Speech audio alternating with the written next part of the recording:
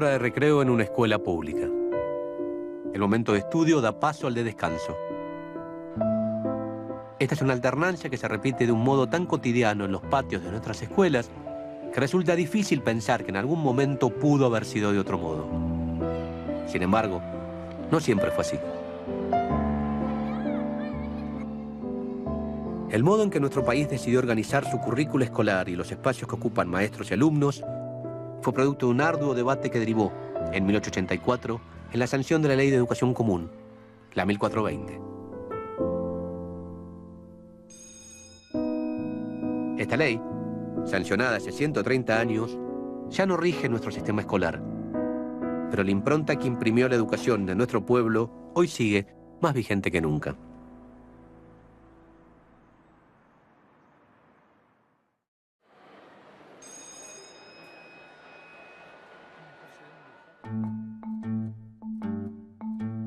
Entonces son todas cosas que cayeron en desuso, se fue cambiando bastante. Y ahí está el pibe escribiendo con el plumín que se mojaba y se sacaba. Este frasco es de la tinta porque el portero pasaba todas las mañanas con aquel frasco enorme poniendo la tinta. ¿Ves? Se pone por acá, se da vuelta y sale por ahí. ¿Eso qué es? El de... ¿Qué creen que es? Esto.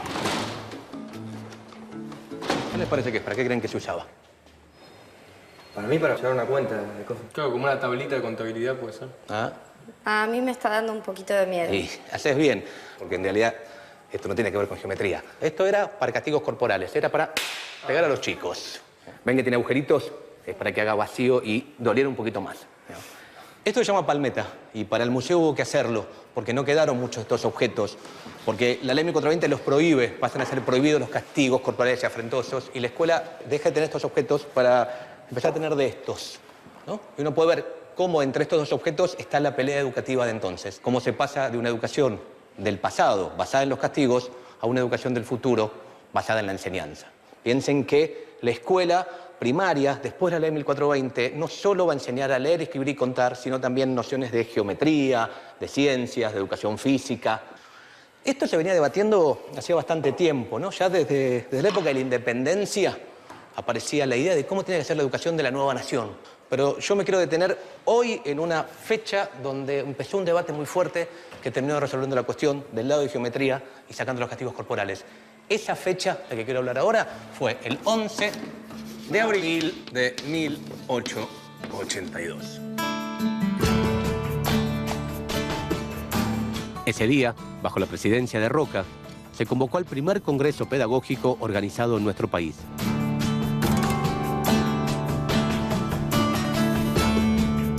Era un momento crucial en el que se discutió qué tipo de sistema educativo tendríamos los argentinos.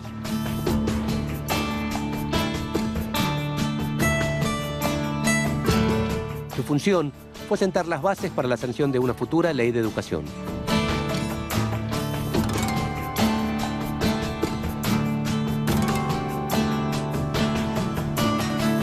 Este congreso se realizó en el marco de la Exposición Industrial, Agrícola y de Bellas Artes, justo acá, en Plaza Miserete.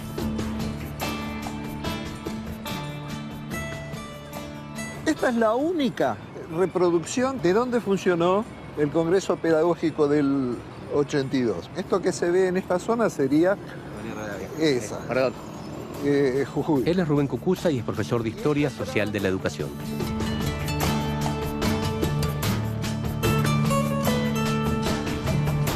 Además, dirigió el Museo de las Escuelas de la Universidad Nacional de Luján.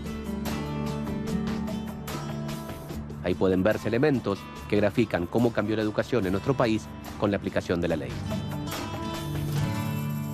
¿Y por qué se hizo un congreso pedagógico en el 82?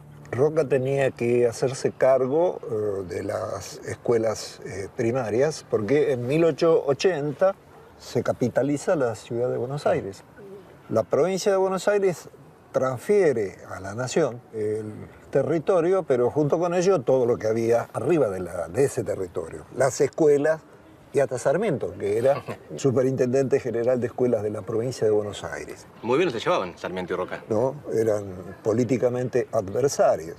Para administrar esas escuelas y además para controlarlo a Sarmiento, Roca crea el Consejo Nacional de Educación y lo rodea a Sarmiento con una cantidad de vocales católicos. Sarmiento protesta contra la creación del Consejo Nacional de Educación, que tenía como objetivo dictar una ley de educación y convocar a un congreso. Lo denuncia Sarmiento como una maniobra de Roca y especialmente de su ministro, de colocar a alguien que lo tirara de arriba y de abajo a Sarmiento para impedir que pusiera sobre el tapete su propio proyecto de ley de educación. El Congreso Pedagógico, convocado por el ministro Manuel de Pizarro, estuvo conformado por 125 educadores, entre representantes de las provincias y municipios, y también contó con representantes de Uruguay, Bolivia, Paraguay, Brasil y Estados Unidos, entre otros países. Aunque Sarmiento fue nombrado presidente honorario del Congreso, no concurrió. De hecho, sostuvo una mirada crítica en editoriales publicadas en el diario El Nacional. Entre otras cosas, Sarmiento cuestionaba la gran cantidad de participantes, sobre todo de maestras de grado. Altísimas cuestiones de Estado y de ciencia serán resueltos por una mayoría de señoras apenas preparadas para la enseñanza de las materias de la escuela primaria. Estas críticas contribuyeron a crear un clima de hostilidad en el Congreso. A pesar de eso, el 11 de abril de 1882, Onésimo Leguizamón condujo como presidente la sesión inaugural del primer Congreso Pedagógico de nuestro país. Si bien la réplica del aula que tiene el museo remite sobre todo a la época colonial, es interesante verla porque su modelo de enseñanza todavía seguía vigente en muchos lugares del país al momento de sancionarse la Ley 1420. Acá no hay aula frontal, no hay pizarrón, no hay mobiliario, no hay hileras de pupitres típicos de las aulas de las escuelas normales de fines del siglo XIX, de las escuelas de la Ley 1420, porque la educación escolarizada se realizaba en forma particular. Un preceptor concurría a la casa de su alumno, salvo en aquellos lugares donde el aprendizaje de las primeras letras se realizaba en un convento o, en este caso, en un espacio cedido por el cabildo. En la medida en que esto era colectivo, si bien no había un mobiliario especial como el que hemos mencionado, algunos muebles encontramos. ¿Sí? ¿Esto qué es? Estas son cajas de arena para escribir, porque el papel era muy escaso y muy caro. Entonces era mucho más barato hacerlo acá. La disciplina, que no era lo que se utiliza en nuestros días como un determinado orden en el espacio del aula. La disciplina era un látigo con varias colas que estaba colgada con un clavo, al punto que la amenaza previa al castigo era: os voy a descolgar las disciplinas. Es decir, descolgar las disciplinas significaba amenazar con que voy a azotaros. O sea que importaba mucho más el castigo que las cosas que les enseñaban. El castigo era muy importante. Lo que pasa es que las cosas que se enseñaban eran muy rudimentarias. Era leer, escribir, contar, cálculo y catecismo. No podemos hablar ni siquiera de escuela. Enseñanza de las primeras letras. Recién a fines del siglo XIX, ya en el periodo de la Ley 1420, comienzan a aparecer las lecciones de cosas con objetos y las distintas asignaturas.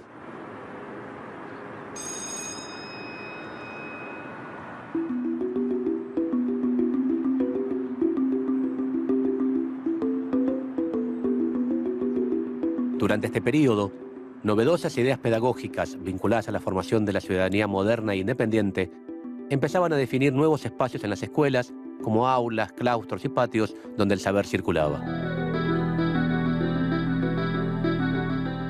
Además, en ese momento, irrumpió una novedad importante. Empezaron a aparecer las asignaturas. Ya no se trataba solamente de aprender a leer, escribir y contar.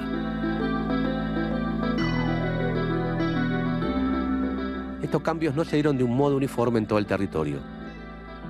El Congreso Pedagógico de 1882 fue el lugar en donde se intentó acordar un sistema educativo común que plasmase el ideal de Sarmiento de hacer del país una escuela. Las sesiones del Congreso transcurrieron con la exposición y debate de trabajos previamente encargados a especialistas como Paul Grossac, Marcos Sartre y José Posse. Las temáticas iban desde aspectos generales de la política educativa a otros de orden más cotidiano, como el trabajo en clase. En este sentido, se presentaron estrategias didácticas novedosas, como el método intuitivo o la práctica de tomar lección. Un inspector técnico recomendaba: lo primero es procurar que el niño comprenda la lección. Lo segundo es obligarle a recitar lo que ha retenido con la ayuda de un sencillo texto. Se discutió, por ejemplo, si el contenido curricular debía ser distinto y adecuarse a cada sector social, el lugar de residencia o el género, o si debía ser uno solo para toda la población. Finalmente, pudieron definirse las recomendaciones para la futura Ley de Educación Nacional. Esta tendría que ser común, obligatoria en su nivel primario, graduada, es decir, organizada en cursos o grados agrupados por edades, y gratuita. Si bien en estos puntos centrales se logró llegar a un consenso, se dio un debate en el cual no hubo acuerdo posible. Ese debate fue el de la laicidad, es decir, si se debía enseñar o no contenido religioso en clase. En torno a este tema, las diferencias entre católicos y liberales se tornaron irreconciliables. Generalmente se trata el tema del conflicto entre laicos y liberales como si estos fueran un bloque. El Congreso del Pedagógico del 82 trató muchísimos temas y no solo el problema de la religión, que era el único punto donde efectivamente los liberales se emblocaban contra los católicos y los católicos, que tampoco eran un bloque homogéneo, se emblocaban contra los liberales. No obstante esto, las disputas entre liberales y católicos llevan a Roca en un determinado momento a pensar en la disolución del Congreso Pedagógico. Esta disputa entre sectores liberales y católicos se vivió intensamente entre los intelectuales de la época. Los católicos sostenían que una educación pública sin religión sería una educación atea que produciría la catástrofe moral en la población. Ellos creían que una escuela sin Dios bajaría el nivel de civilización del pueblo argentino. Los liberales, encabezados por el ministro de Justicia, Culto e Instrucción Pública, Eduardo Wilde, creían que la enseñanza de religión en las aulas significaría un retroceso. Nos hundiría en el atraso y la intolerancia, y ahuyentaría y excluiría a los extranjeros, y por consiguiente sería un factor negativo en relación al progreso de la joven nación que se pretendía consolidar.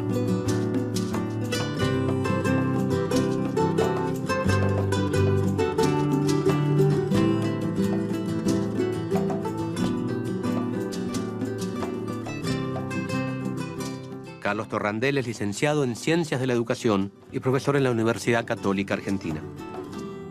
¿Cuál fue la participación de los católicos en el Congreso Pedagógico del 82 y después en el debate en la ley? Bueno, el catolicismo apoya el proyecto de Roca a la presidencia y se incorpora de alguna manera en el gobierno a través de distintos laicos más comprometidos con la Iglesia que participaron en los primeros años del gobierno de Roca.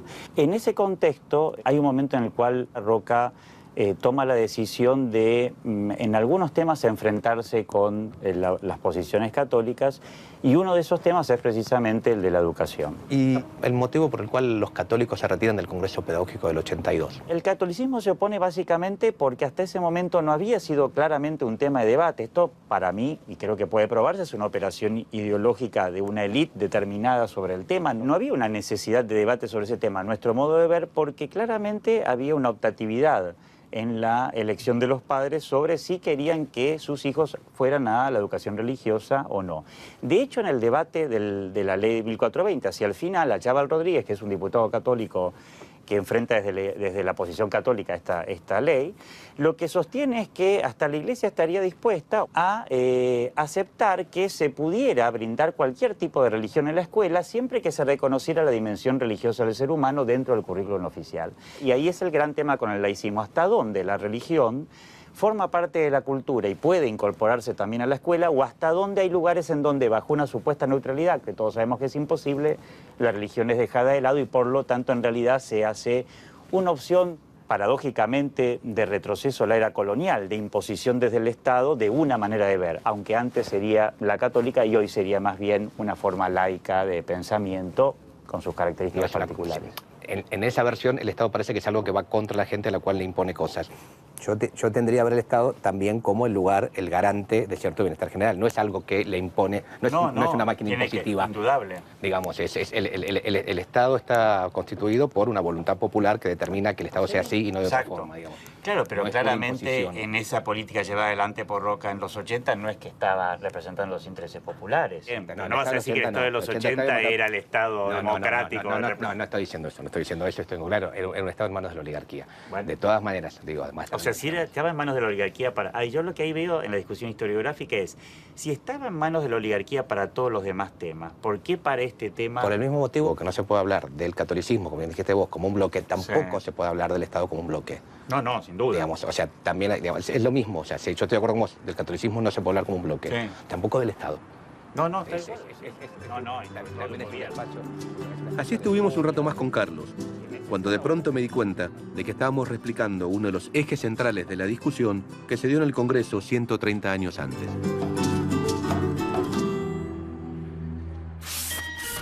El debate en torno a la cuestión religiosa en las escuelas escondía fuertes tensiones en el seno de la clase dominante. El presidente Roca consideraba beneficioso que la educación fuera laica para establecer relaciones con otras naciones del mundo y a su vez incentivar la inmigración y fundar un país más tolerante que permitiera el libre pensamiento. Pero esto no se correspondía con los intereses de los sectores católicos más conservadores que participaban del Congreso Pedagógico. La no inclusión de la religión desató la furia de los partidarios de la Iglesia, como Juan Manuel Estrada, Adolfo Van Gelderen y Pedro Goyena, quienes decidieron abandonar el Congreso. Esto derivó en el retiro de 15 congresistas católicos que esperaban ser apoyados por otros participantes, en especial por las maestras mujeres. Pero las maestras presentes apoyaron su continuidad.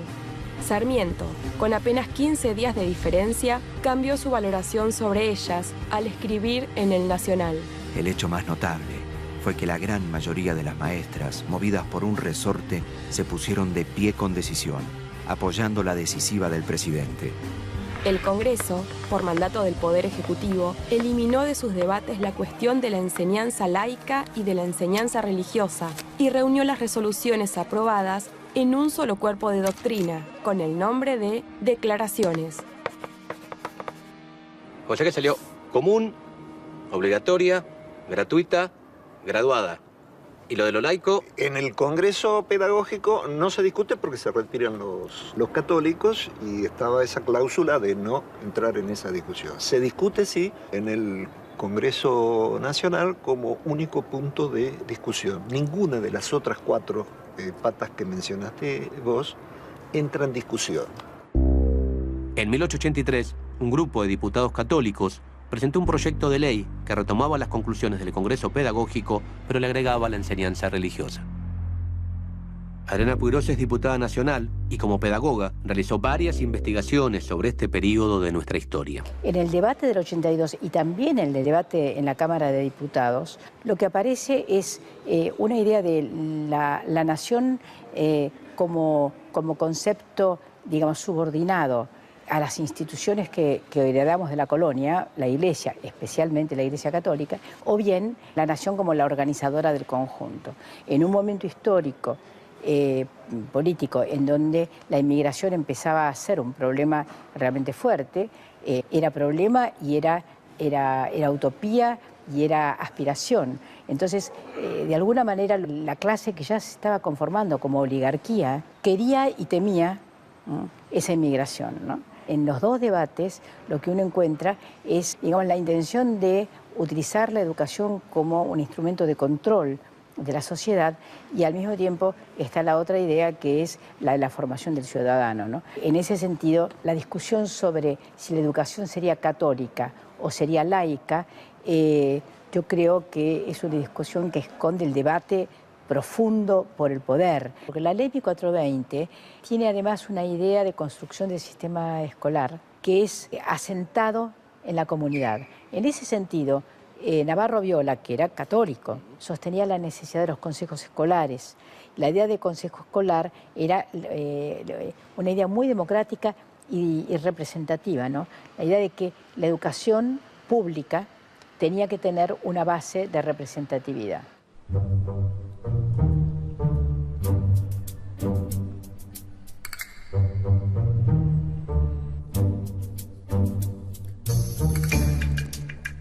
De abril a junio, 1884. Buenísimo. Tengo una pregunta más. ¿La ley 1420 estará acá? No, acá no la tenemos. Ok, muchas gracias.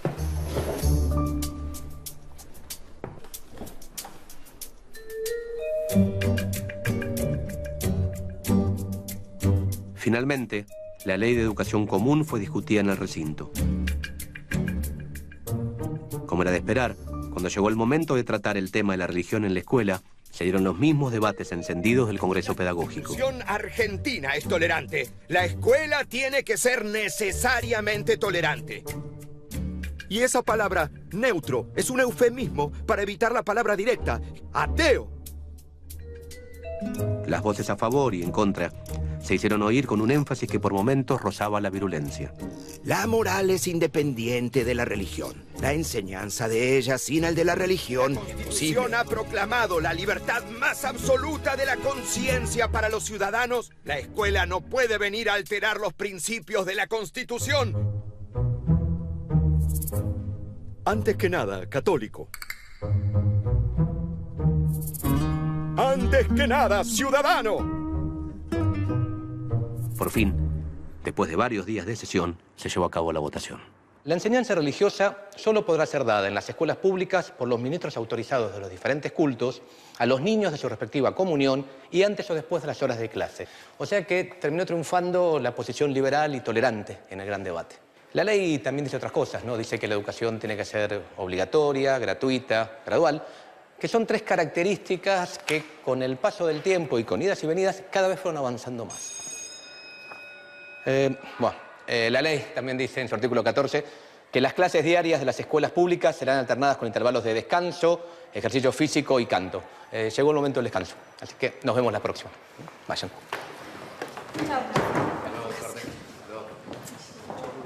Nos vemos.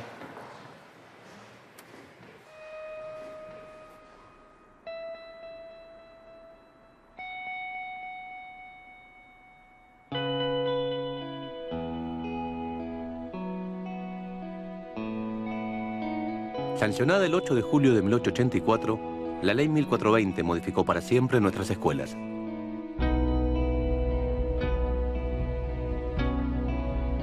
Desde su estructura física hasta lo que iba a ser aprendido en sus aulas.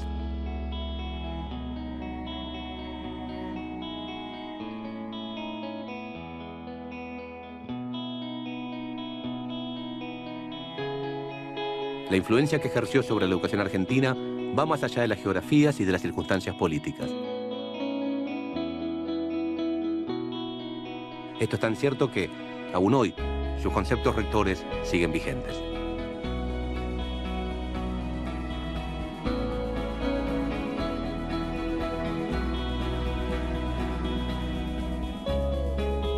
Hace más de un siglo surgió uno de los más extensos y lúcidos debates de la vida democrática argentina que hizo posible que se dictara una ley de educación pública, común, obligatoria, gratuita, graduada y tolerante.